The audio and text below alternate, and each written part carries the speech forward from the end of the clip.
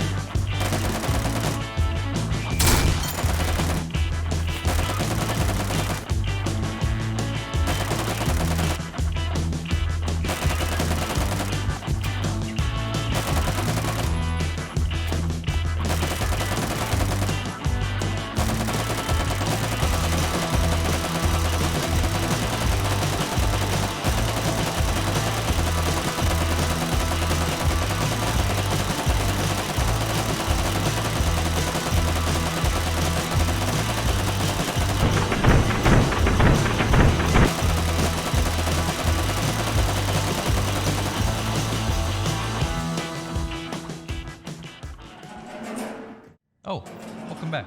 You're just in time to review the slideshow for the AN-94 I found. Oh, sorry about those iron sights.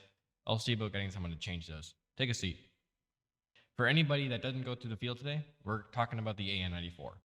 Also known as the Avtomat Nikonova, it's an experimental assault rifle that didn't end up working out, so they gave us a bunch of their supply in exchange for some mercenary service. So AN-94 is going to be one of the first assault rifles that you're going to get.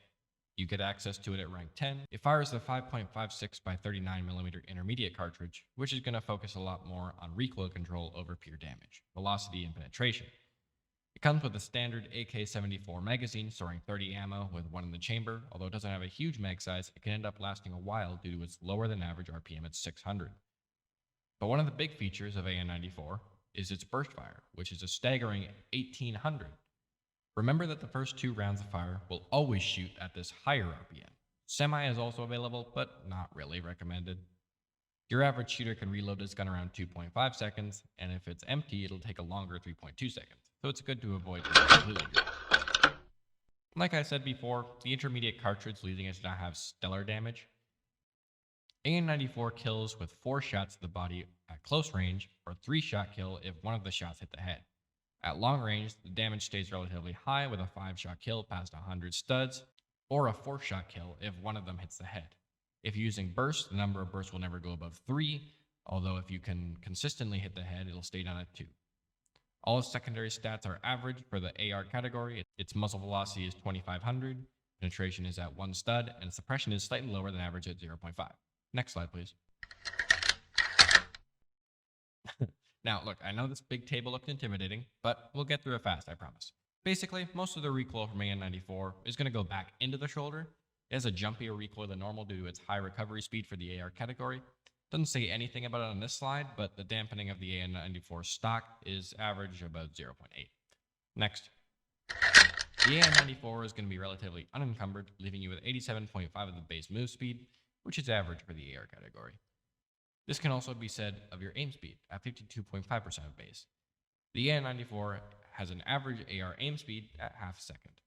Its equipped and unequipped speed is quite fast at 0.2 seconds, but remember that you need to add on the time it takes to unequip your other weapon. Next. Moving on to the kit you're going to be using with this weapon.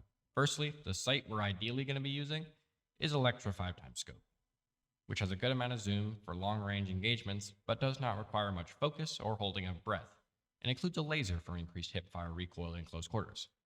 The problem is that we don't have many Electros left, so we can only hand them out to people with a lot of kills for AN-94, and people who have proven their worth with the weapon. If you don't have it, Mars is a good replacement as it has the same laser, or PSO-1 scope as it has the same magnification. For our barrel, it's going to be a choice between PPS-4 suppressor and ARS. Both of these heavily decrease recoil for the suppressor category, but PPS-4 decreases it less in exchange for better mobility stats, whereas ARS does the opposite, having itself rooted in recoil. In the underbarrel slot, it's ideal to put an angled grip. It doesn't provide much aimed recoil, but gives a big boost to aim speed and general handling as opposed to skeleton grip, which takes away a bunch of accuracies. In other, we want yellow laser, which adds a bunch of damping on top of its already high weapon recovery and damping, which makes it have a much more rigid recoil. It also gives a small bonus to hip fire, but it's not very noticeable. The AN-94 does have a conversion to bring its caliber up to 7.62, but it takes a lot of long-range damage potential out of the weapon, although it does make its close-range damage very good, as is its legacy. Instead of that, we're going for a more versatile load of armor-piercing ammo. The AN-94's max range isn't amazing to start, so AP doesn't end up making much of a change, which makes it a good choice. Anyone that has access to these should head down to the armory and see about getting these installed. Next slide. AN-94 is a DMR/AR which can quickly switch between close medium range automatic fire or long range burst without the need of a selector switch. This leads to untold versatility at nearly all ranges at the cost of some lower than average base stats, although with attachments it can get an impressive array of secondary stats. AN-94 feels comfortable in any role you put it in, although it might not be the best in that role, making AN-94 one of the best jack-of-all-trades weapon in the game. Although powerful, the first 2 shots on auto require an extra degree of accuracy to hit consistently, which entails good first shot marksmanship. Apparently we don't have textbooks, since we can be trusted with 3,000 highly experimental assault rifles, but can't be trusted with the manuals, so just ignore that last part. Anyway, this includes the presentation. Anybody at the field at the moment can head back out now. Good luck.